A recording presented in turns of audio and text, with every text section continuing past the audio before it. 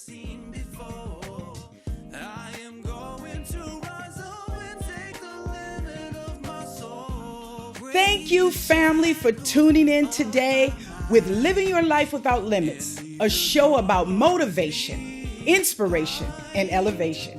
My name is Shannon Jackson, also known as the People's Nurse. And today we're going to be discussing going after it. Stay tuned. Wake up, everybody, let's elevate your mind. Live your life without limits, no more wasting time. Don't forget to stay focused while continuing to stay on the grind. Keep your vision real tight, then your future be bright until the finish line.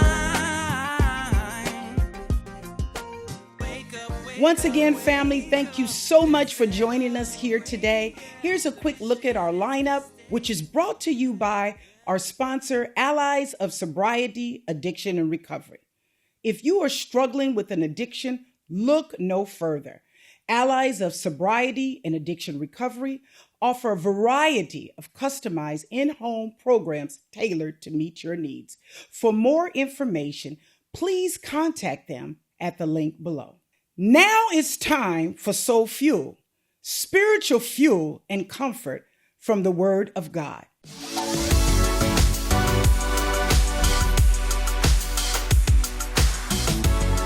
And today's scripture reading is taken from the New King James Version, Matthew 7:7.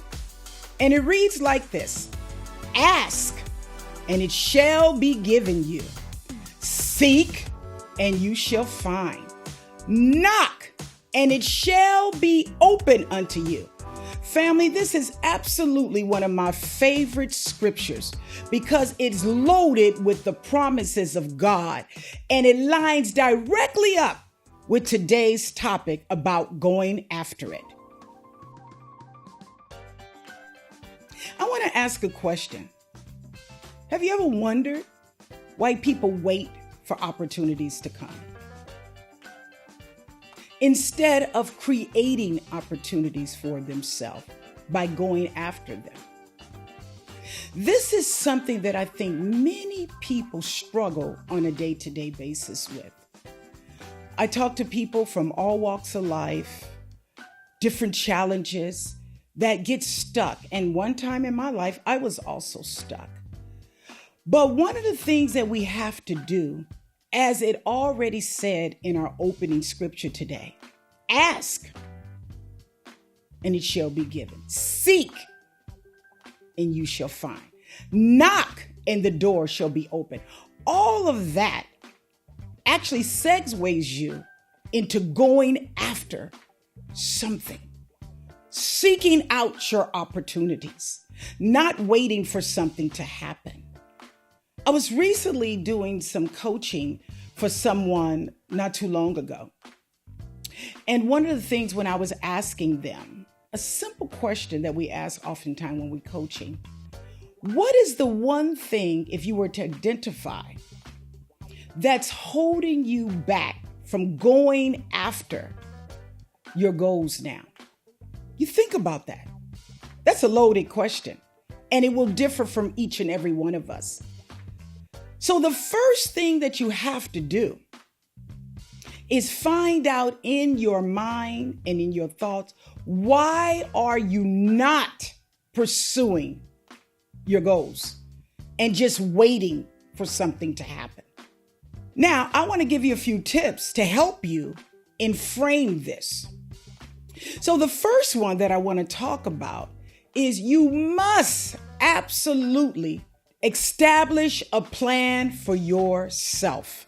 I cannot emphasize this enough. There's an old saying, without planning, purposes are defeated. You have to have a strategy or an action of what you're going to do. What is it that you want to accomplish? You know, we are really great with, I'm a planner by nature, and I have sometimes taken a year to plan birthday parties. When I got ready to get married, in 2018, I started planning in 2017 where I wanted to go, what I wanted from the colors and different things. And many of us plan for a lot of leisure, taking a vacation. Very few just make a spontaneous idea and say, you know what, I'm going to go on a vacation tomorrow. Many of us start planning from saving money to identifying where we want to go, who's going with us, what we're going to wear, what are the things that we want to do. It's all planning. So why is it so difficult for us to take that same energy and plan for our future or things that we desire to bring fulfillment in our lives? The Bible have already told us, I know the thoughts that I think towards you, thoughts of peace and not of evil, to give you an expected end.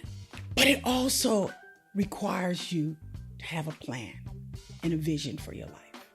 If you are an individual, as this person that I was talking to the other day, and they were saying, I cannot get the job that I really want because I don't understand budgeting in this particular role that I want.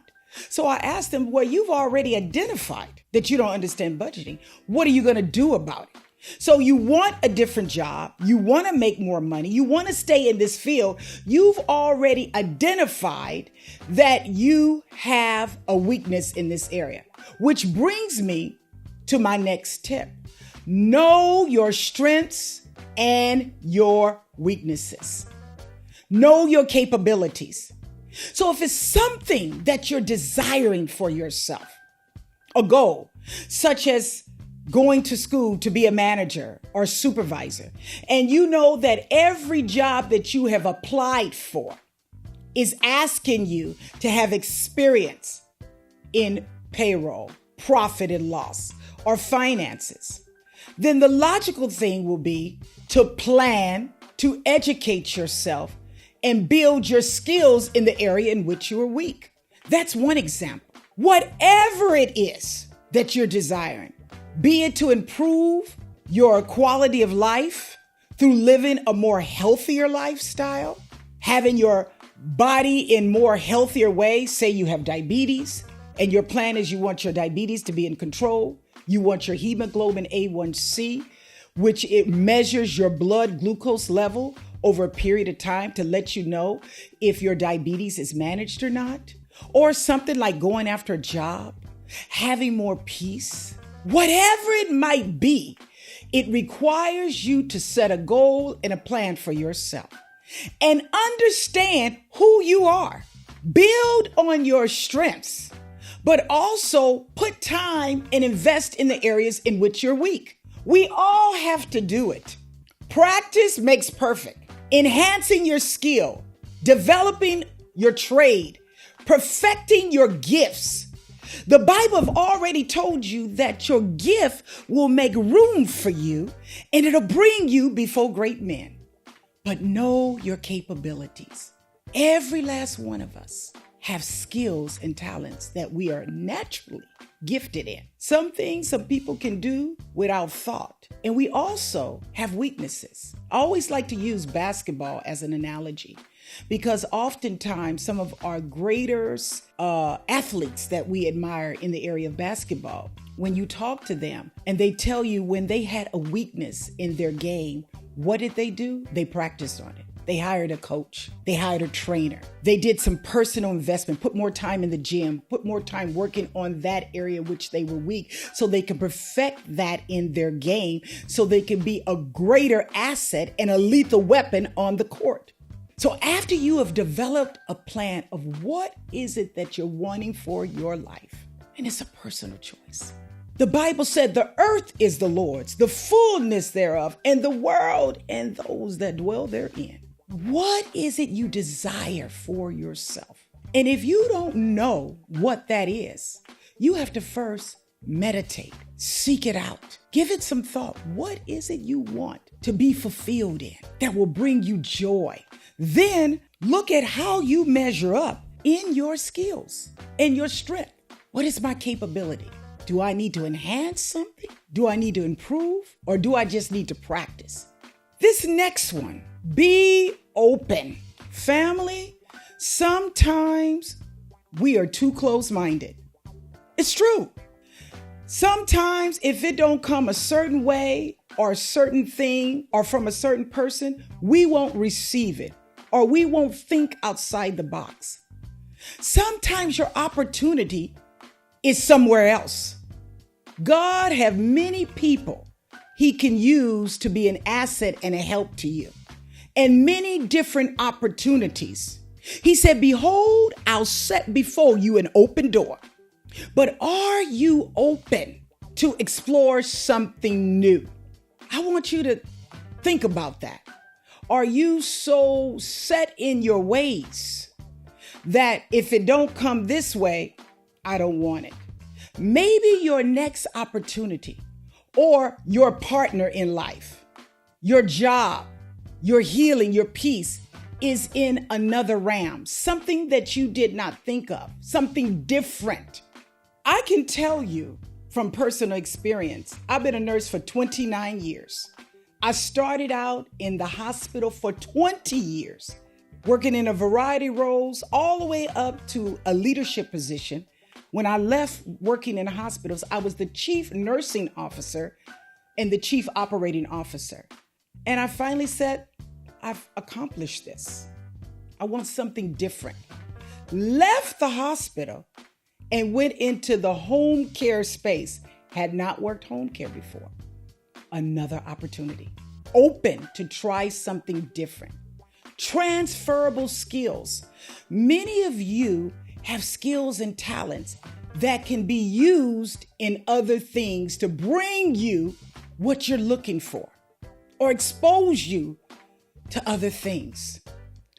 Left doing home care, and now I'm doing my own business in life coaching, nurse coaching, podcasting, and motivating and speaking into the lives of people. And I love it, but trying something new. Be open. Don't be afraid to think outside the box. So the next one, get rid of stinking thinking and toxic relationships. Lord, I can do a whole subject on this one. Your attitude, your thoughts affect your altitude, your elevation, how you perceive yourself. Many of us are so hard on ourselves. We only look at our weaknesses. We only look at our inadequacies instead of looking at the opportunities within you and seeing something in you. As I said, every last one of us have something that you can build on.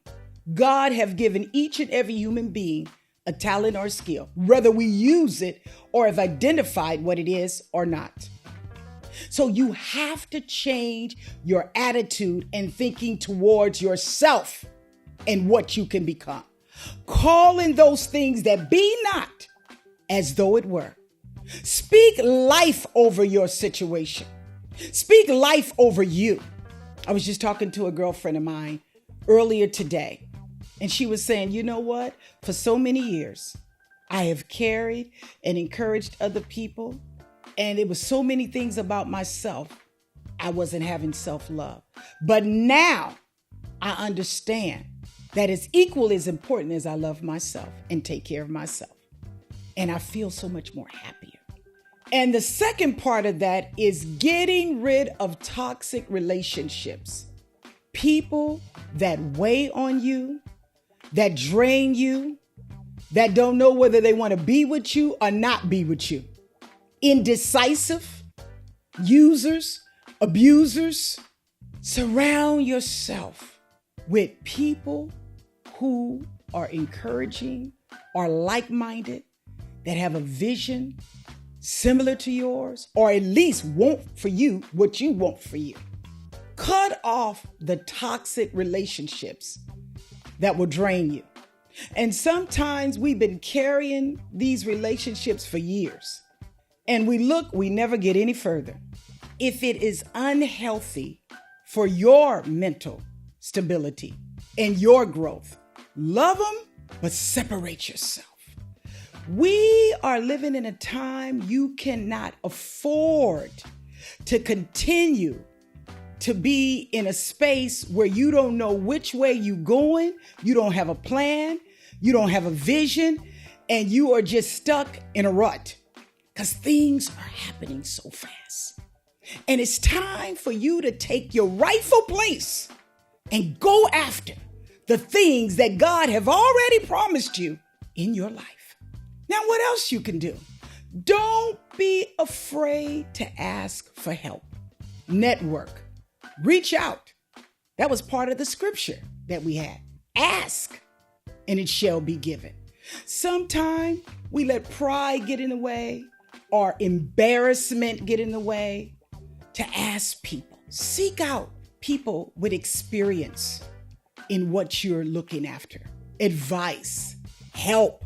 It's not always money. It look like we real easy to ask for money, but it's not always money. How? Information, support, encouragement. You don't know what doors and opportunities could open up to you by you asking. Ask. Seek out help. Network with common people with goals that align with what you're trying to do. Something can come out of that. Ask for help. Reach out. And help is not always from somebody you know. Don't be afraid to ask people who have expertise and experience in other things. Don't be afraid to get professional help. Coaches and counselors, therapy. Sometimes you need one-on-one help, be it for mental help, be it for coaching, motivation, guidance, direction, physical help, spiritual help, whatever it might be. Ask, reach out. Don't let your pride or feel insecurities get in the way of reaching out, asking for help. Because oftentimes there's somebody that have been where you're trying to go or may have some information that can help you. The next tip or advice I have for you, and Lord, y'all don't email me negative or text me nothing negative, but I'm going to tell you anyway. Embrace constructive feedback. This day and time, we are so sensitive. We wear our feelings on our sleeve. Nobody can tell us nothing. I'm talking about constructive, things that can help us grow, things that can help us improve.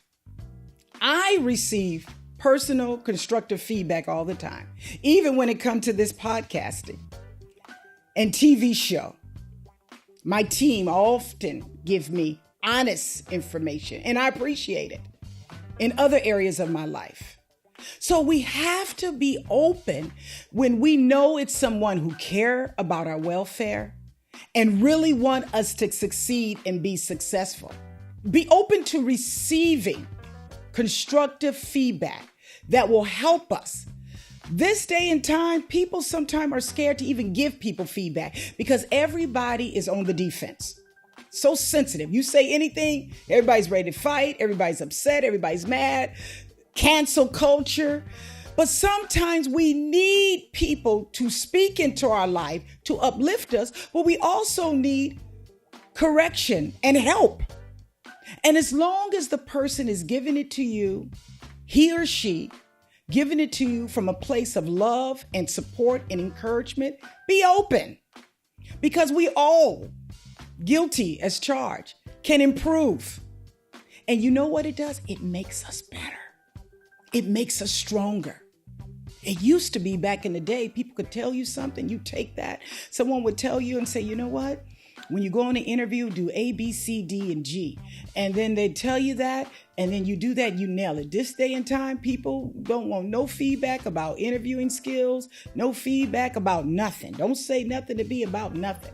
And everything is not meant for our demise. Everything is not meant to be negative towards us. Some things are meant to help us, especially when someone has experience in that area. And the next tip, and this one is so important, family. Having faith and confidence in yourself, your skill, and your ability. So important. God have gifted you. You have to have confidence to know and believe that you can accomplish things. You have to have the vision to see yourself on the other side. I often say this and it bears repeating. You are fearfully and wonderfully made. But you have to know that. You have to trust. If you have done those things that we already talked about, then you should know beyond a shadow of a doubt that something good is going to happen. And the last one, which maybe is the most important of all, the last tip, the last advice I want to give you, self-invest. Or let me reverse that. Invest in yourself. Put the work in, whatever it might be. You are worth it. Put time into yourself, into the plan. If you want to go after and reach something this year, it is so important. Everything that we talked about in these tips today, incorporate them. And it all sums up to this one: self-investment. Loving yourself enough to give yourself an opportunity to put the work in. And if you do these things that we talked about today, I declare, as sure as my name is Shannon Renee Jackson, you are going to come out with victory. Stay with us as we come back for Chat and Facts.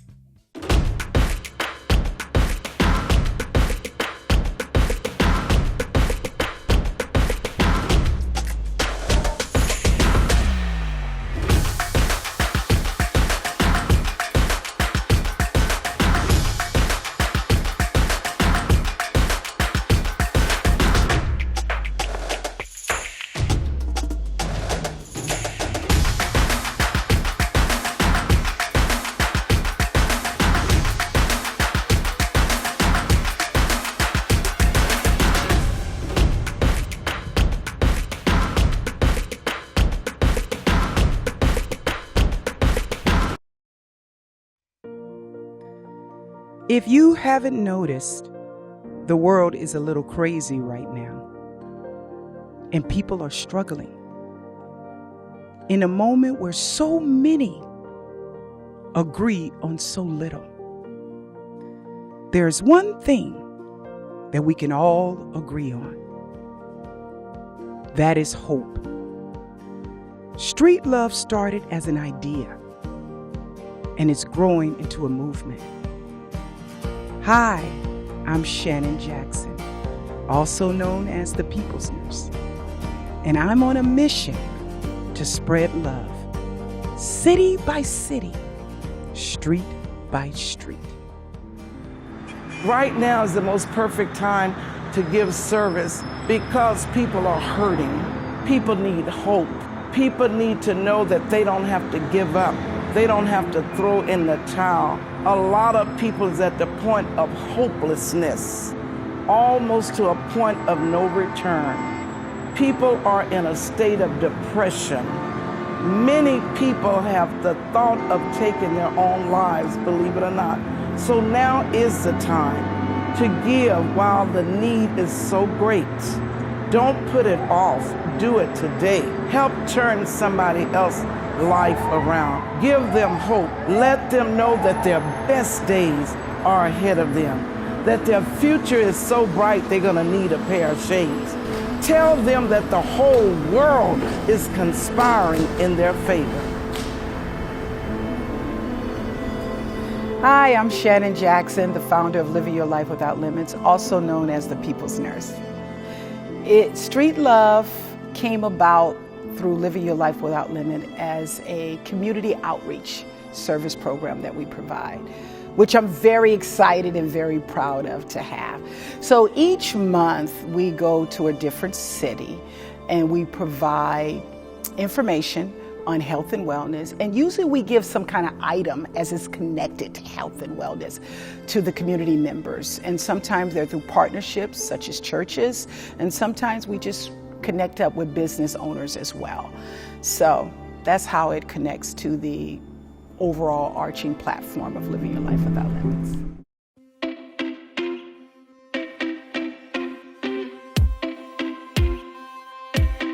Okay, family, we're back again with a segment called Chat and Facts. Okay, today's chat comes from Eleanor from Los Angeles, California. Dear Nurse Shannon, I burned my hand on the stove cooking last week, and I used butter. And it made it worse. What should I have done? First of all, many of us, when we were young, used to hear our mothers or grandmas and big mamas used to say, put butter on that when you get a burn. Most burns that occur during cooking are generally classified as a first-degree burn. First-degree burns involves the top layer of the skin. The signs include redness, painful to touch. The skin will show mild swelling and sometimes a blister. So the first thing that you want to do immediately is to run your hand under cold water. Immerse it under cool, fresh water and continue to do that until the pain subsides. Right after that, what you want to do is cover the burn with a sterile, non-adhesive bandage or at least a clean cloth. Once the burn is completely cool, then you can apply an antibiotic ointment or a cooling burn ointment. And here's some examples that you can get over the counter from your local drugstore. First-degree burns usually heal without further treatment.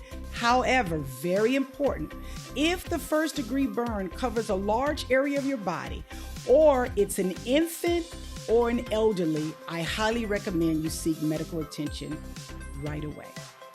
Thank you so much for participating, Eleanor, in our chat and facts for today. Now we're going into our final segment. I want to test your trivia.